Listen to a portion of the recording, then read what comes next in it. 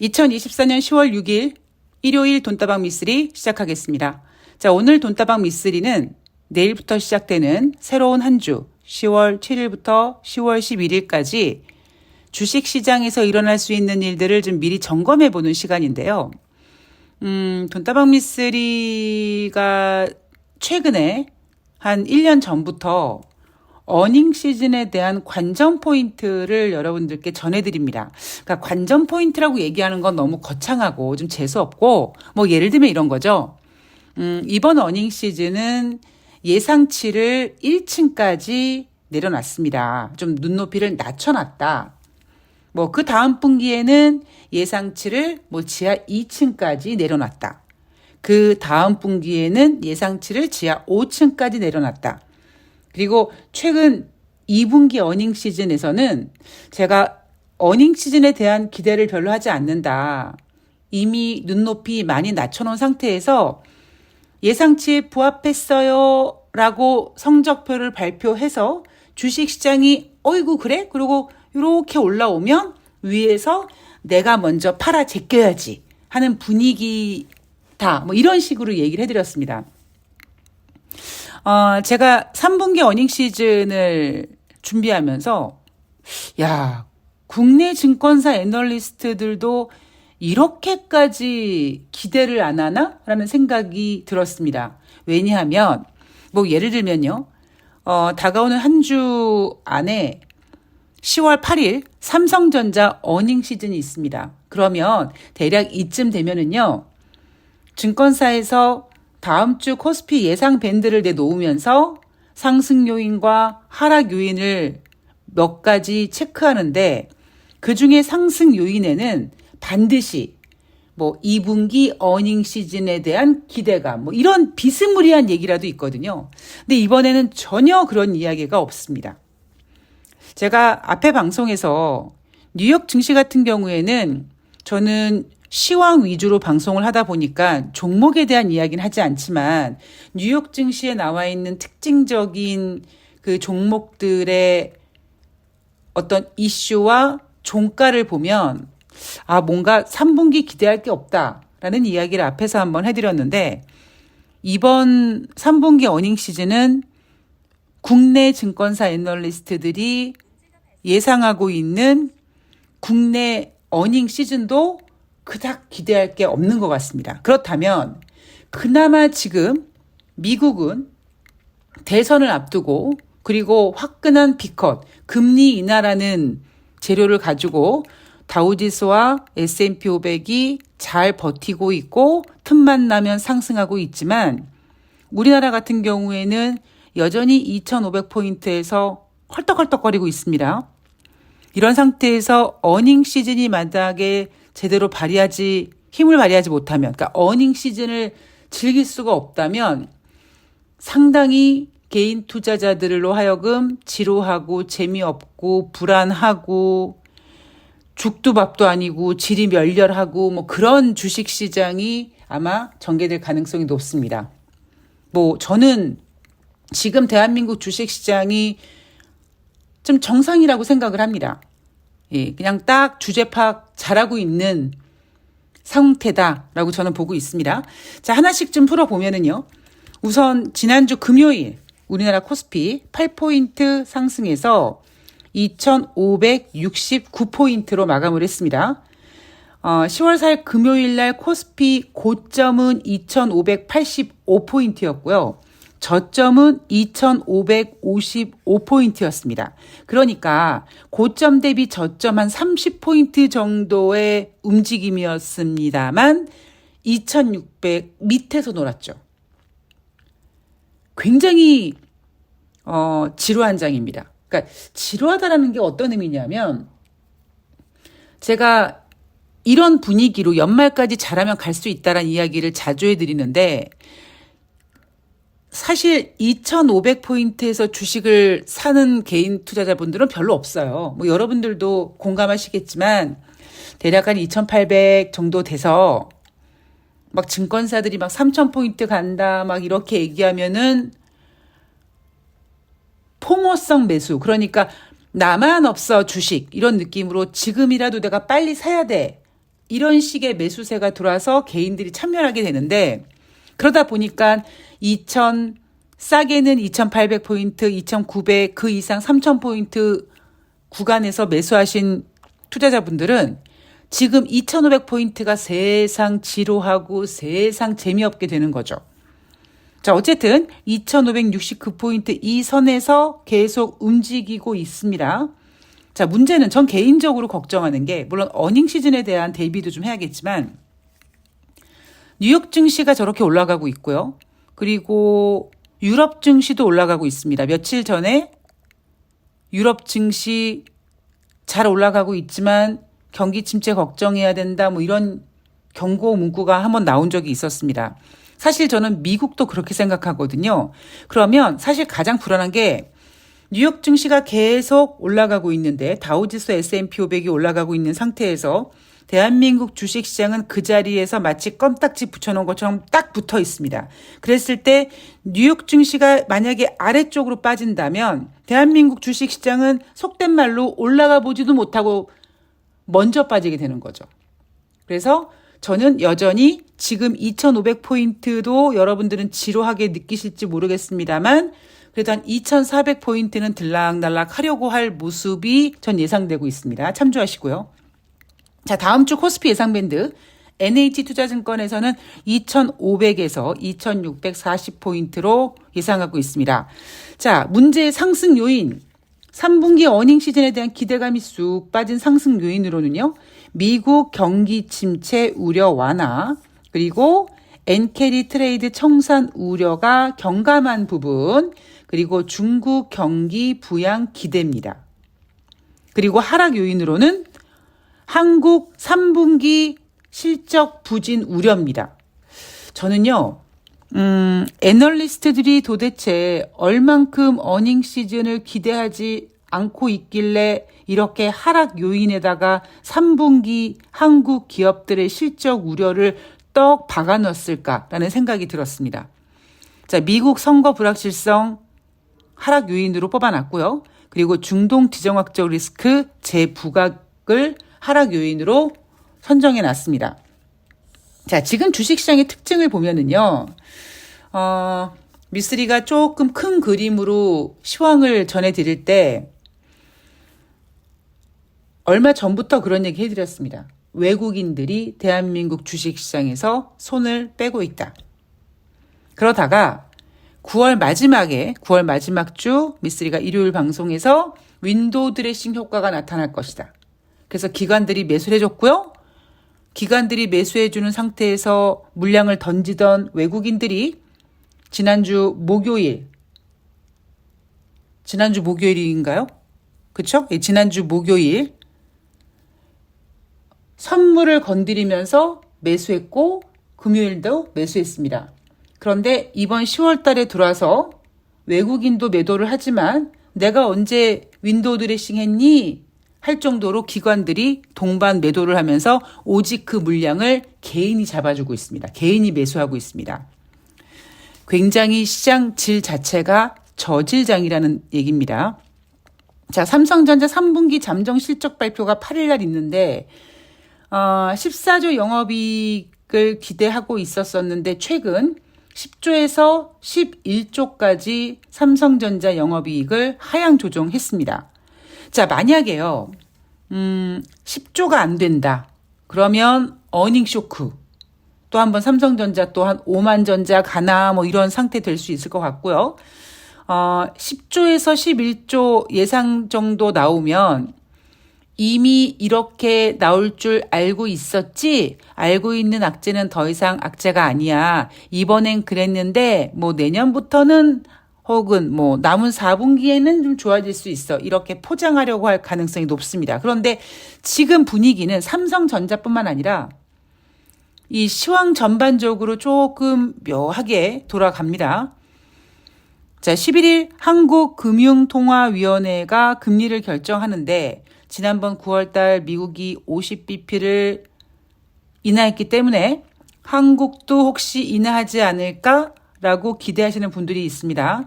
물론 대한민국 주식시장은 금리를 인하하던 말던 주식시장과 아무런 상관이 없습니다. 예전 같으면 뭐 금리 인하하면은 뭐 건설주 올라가고 증권주 올라가고 금리 인상하면은 은행주 올라가고 보험주 올라가고 막 그랬는데 지금은 별로 그런 이게 상관관계가 없는 상태고요. 오히려 지금 대한민국 이 상태에서 금리를 인하한다. 그러면 가계부채 기타 등등 문제가 많은 상태에서 진짜 정말 돌대가리들이 진짜 정권 장고는 진짜 개판 5분 전 만드는구나 이런 생각밖에 안 들죠. 자, 뉴욕 증시로 넘어가도록 하겠습니다. 대한민국 주식시장 저질장 맞고요. 뉴욕 증시 만약에 조정받으면 대한민국 주식시장 2,500포인트도 반납할 가능성이 있고요. 그냥 대한민국 지금 주식시장은 주제 파악하고 있는 장이다라고 간단하게 설명드리면 될 것 같습니다.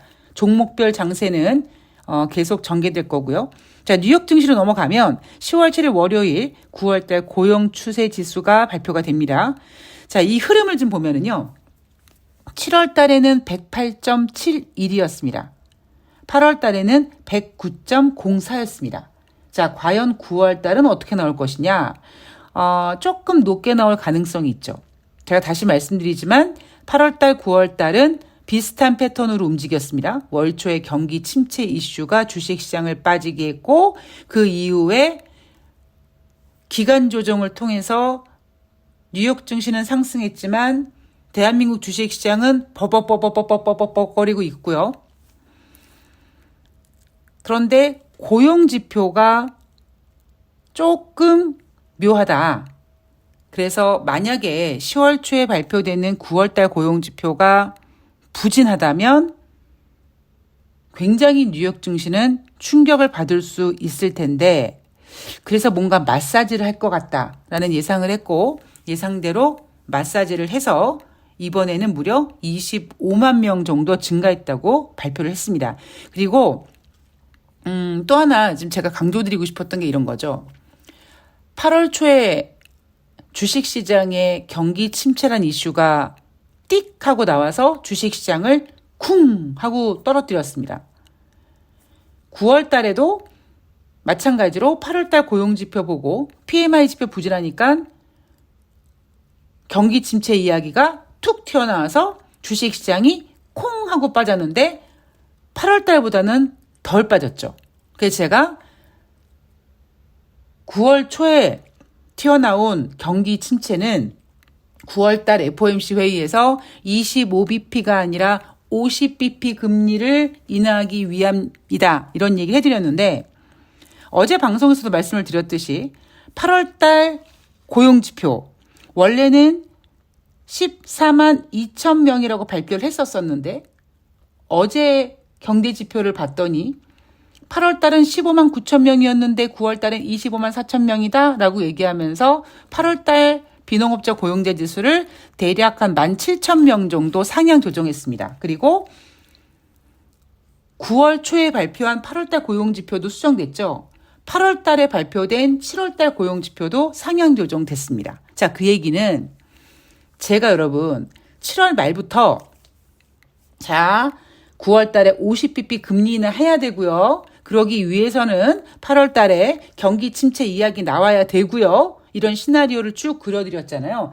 그 시나리오를 위해서 오히려 고용지표를 부진하게 내놨고 그 부진한 고용지표를 보고 경기 침체가 튀어나왔고 그 경기 침체를 두 번 겪다 보니까 결국 9월달 FOMC 회의에서 그들이 원했던 대로 연준이 원했던 대로 50bp 금리 인하를 단행할 수 있었던 겁니다.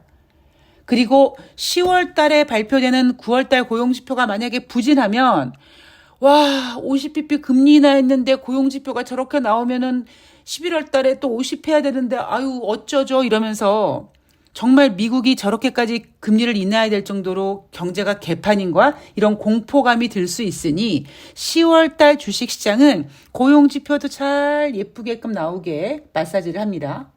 대신 다른 PMI 지표는 여전히 부진하고 있고요. 자, 이런 거 다 참조하셔야 됩니다. 다시 한번 강조드립니다만 주식이 오른다, 지수가 오른다, 내린다 아무 상관이 없습니다. 그게 중요한 게 아니라 내가 지금 매매하고 있는, 내가 지금 플레이어로 뛰고 있는 이 주식시장의 질이 어떤지가 가장 중요합니다. 여러분들이 이 생각만 꽉 잡고 계시면 그렇게 애널리스트들이 설레발치고 막 주접 떨어도 여러분들 아마 흔들리지 않으실 거예요. 자, 그리고 10월 8일 화요일은요. 9월달 전미 자영업 연맹 소기업 낙관지수가 발표가 되고 8월달 미국의 무역 수지가 발표됩니다. 이번 주에 가장 중요한 건 바로 10월 9일 수요일날 현지 시간이죠. 9월달 FOMC 의사록이 공개가 됩니다. 자, 12명의 연준 위원 중에 무려 11명이 50bp 금리 인하를 지지했습니다. 그렇게까지 안 좋았던 거야? 이런 이야기 나올 수 있었죠. 과연 그 의사록 속에 왜 12명 중에 11명이나 되는 연준위원들은 50bp를 지지할 수밖에 없었는지에 대한 이야기를 우리가 확인할 수 있을 겁니다. 그렇다면 10월 23일 베이지북이 발표가 되거든요. 왜냐하면 11월 초에 이제 FOMC가 있다 보니까 FOMC 회의가 있기 2주 전에 베이지북이 발표가 되니까 9월달 FOMC 회의 의사록과 그다음에 베이지북을 보면서 이제 그때부터 11월달 금리를 어떻게 할지 이제 생각해 봐야겠죠. 저는 여전히 지금도 잘 모르겠어요.